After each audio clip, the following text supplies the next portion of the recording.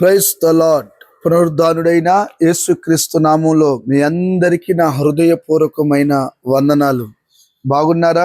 యేసయ్య మీ అందరినీ ఆశీర్వదించును గాక. అనుదిన వాత్సల్యత అను నేటి వాక్య ధ్యానాంశాన్ని ఉదయకాలం ధ్యానించుకుందాం రండి. పరిశుద్ధ బైబిల్ గ్రంథములో నుంచి ఫిలిప్పీలు రాసిన పత్రిక 4వ అధ్యాయము 19వ వాక్య భాగమును నేను చదువుతాను. వీలైతే బైబిల్ తెరిచి వాక్యమును గమనించాలని ప్రేమతో తెలియపరుస్తున్నాను.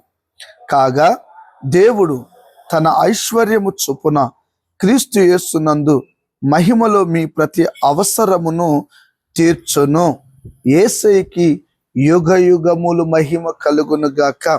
ప్రియమైన దేవుని బిడ్లారా, చదువుబడిన ఈ వాక్య భాగములో నుంచి దేవుడు నీతో మాట్లాడుతున్నాడు. దైవ జనాంగమా, పరిశుద్ధ పిల్లలారా, దేవుడు ఎవరో తెలుసా? ఐశ్వర్యవంతుడు. దేవుడు ఎవరో తెలుసా? సిరి సంపదలు కలిగిన వాడు.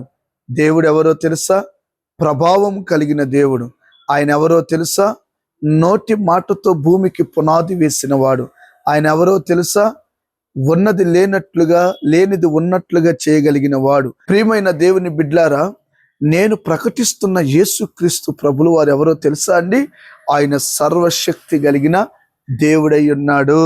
ఆమెన్. యేసయ్యకి మహిమ కలుగును గాక. ఈ చదవబడిన వాక్య భాగంలో నుంచి మహిమలో మీ ప్రతి అవసరత తీరుస్తాను అంటున్నాడు. ఇక్కడ అపోస్తుడైన పౌలు గారు ఫిలిప్పీ సంఘానికి ఈ విషయాన్ని హెచ్చరిస్తున్నాడు. వాస్తవానికి అక్కడ జరిగిన సందర్భం ఏంటో తెలుసా అండి? నాకు సమస్తము సమృద్ధిగా ఉంది అని పౌలు గారు చెప్తూ, మీరు పంపిన వస్తువులు ఎపప్రతిము వలన పుచ్చుకొని ఏమీ తక్కువ లేక ఉన్నాము. అవి మనోహరమైన సువాసనయు దేవునికి ప్రీతికరమును ఇష్టమునైన యాగమునై ఉన్నవి అని చెప్తాడు. ఏమండి దేవుని బిడ్లారా, వినండి. దేవుడు సర్వశక్తి కలిగిన దేవుడు.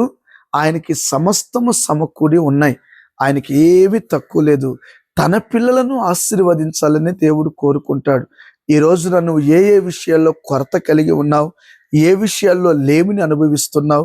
చాలా మంది దరిద్రపు స్థితిని అనుభవిస్తున్నారు. చాలా మంది చెప్పుకోలేని రోగంతో అనుభవిస్తున్నారు. ఆయన ఎవరో తెలుసా? మీ ప్రతి అవసరత తీరుస్తాడు. కొన్ని అవసరాలు కాదండి, ప్రతి అవసరత తీరుస్తాడు. రోగంతో బాధపడుతున్నావా? స్వస్థపరుస్తాడు. అప్పులతో వేదన చెందుతున్నావా? తీరుస్తాడు. నీ కుటుంబంలో పిల్లలకి పెళ్ళిళ్ళు కాలేదని వేదన చెందుతున్నావా? నీకు చక్కటి వివాహాలు చేస్తాడు. నీ పిల్లల విషయంలో ఏం చేయాలో అర్థం కావట్లేదా? ఆలోచన ఇస్తాడు. ఇల్లు లేదని బాధపడుతున్నావా? ఇల్లు ఇవ్వగలిగిన దేవుడు, కారు ఇవ్వగలిగిన దేవుడు, వాహనాలు ఇవ్వగలిగిన దేవుడు, ఉద్యోగాలు ఇవ్వగలిగిన దేవుడు, సిరి సంపదలు ఇవ్వగలిగిన దేవుడు. అయితే ఇక్కడ దేవుణ్ణి నమ్మిన బిడ్డ ఎలా బ్రతకాలో తెలుసా అండి?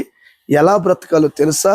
క్రియలు లేని విశ్వాసము ఎలాగూ మృతమో, ఆ క్రియలు లేని ప్రార్థన ఎలాగూ మృతమో, క్రియలు లేని మందిరానికి వెళ్ళడం ఎలా మృతమో, వ్యర్థమో, మన జీవితంలో కూడా క్రియలు లేని భక్తి వ్యర్థమేమోనని ఇక్కడ మాట్లాడుతూ, మీరు ఎఫెఫ్రా వలన కొన్ని వస్తువులు పంపారు, మాకేం తక్కువ కాలేదండి, సమృద్ధిగా ఉంది. కానీ అవి దేవునికంట ప్రీతికరమును ఇష్టమునైన యాగముగా ఉన్నాయంట. నేను అంటాను, దేవుడు నిన్ను ఇచ్చి పరీక్షిస్తాడు, తీసేసి పరీక్షిస్తాడు. ఈ రోజున నీ కుటుంబంలో ఎందుకు అవసరాలు తీర్చబడట్లేదు? ఎందుకు ఈ రోజున నీ కుటుంబంలో కార్యాలు జరగటం లేదు? నేనంట, వెదజల్లి అభివృద్ధి పొందిన వారు కలరండి, తగున దానికంటే తక్కువిచ్చి లేమికెళ్ళిన వాళ్ళు కలరు. వారి మాటలు వీరి మాటలు విని దేవునికి చేసే కార్యాల్లో నువ్వు దూరంగా ఉంటున్నావు. చూడు, వారిని బట్టి వీరిని బట్టి నీ మనసును పాడు చేసుకున్నావు కదూ. ఇది చాలా నష్టం జరుగుతుంది. 10 మంది 10 రకాలుగా మాట్లాడుతూ ఉంటారు. దానితో మనకు అవసరం లేదు కదండి. నువ్వు ఆశీర్వదించబడాలంటే, దీవించబడాలంటే ఖచ్చితంగా నీ చేతిలో ఉన్నది, నీ కష్టార్జితము ఖచ్చితంగా దేవుని ఇంటికి వెళ్ళాలని ప్రభు మాట్లాడుతున్నాడు. ఎందుకు? మాకేమీ తక్కువ లేదు, సమృద్ధిగా ఉంది. అయినా నీవు ఆశీర్వదించబడడానికి అవి ప్రీతికరం అంట, అవి దేవునికి ఇష్టమైన యాగం అంటండి. చూసారా? సజీవ యాగముగా మీ దేహాలను సమర్పించండి అన్నాడే, అలానే మనం కూడా కొన్ని విషయాలు దేవునికి అర్పించాలి. ప్రతిష్ట కలిగిన సేవకులకు, ఆ దేవుని సంఘానికి మనం ఖచ్చితంగా మన వంతు కొన్ని విషయాలు మనము చేయాలి. చెప్పినందుకు ఇలా మీరేమనుకోవద్దే, దానిలో గొప్ప దీవెన దాగి ఉంది.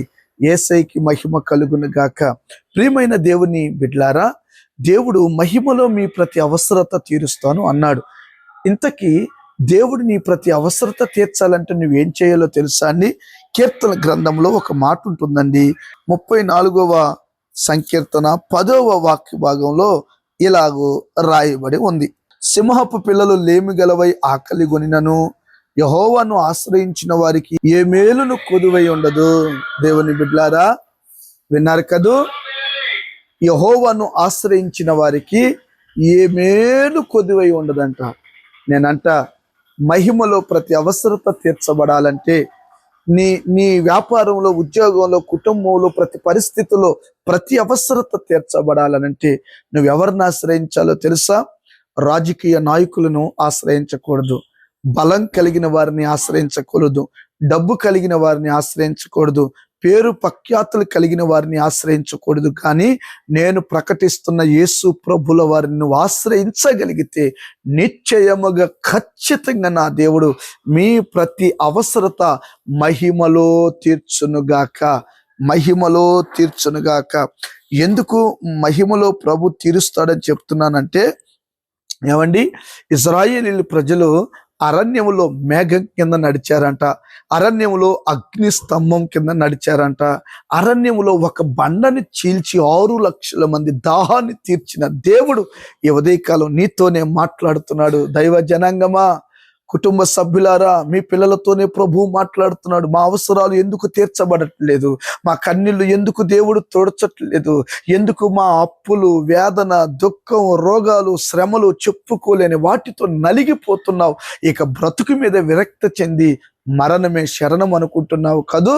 తలే నా తప్పు. అలాంటి ఆలోచనలు నీ మదిలోకి రానియొద్దు.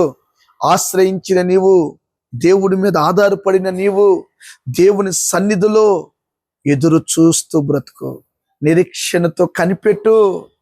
ఆయన విషయంలో కనిపెట్టిన వారు ఎవ్వరును సిగ్గుపడినట్లుగా బైబిల్లో ఎవ్వరు జీవితంలో జరగలేదండి.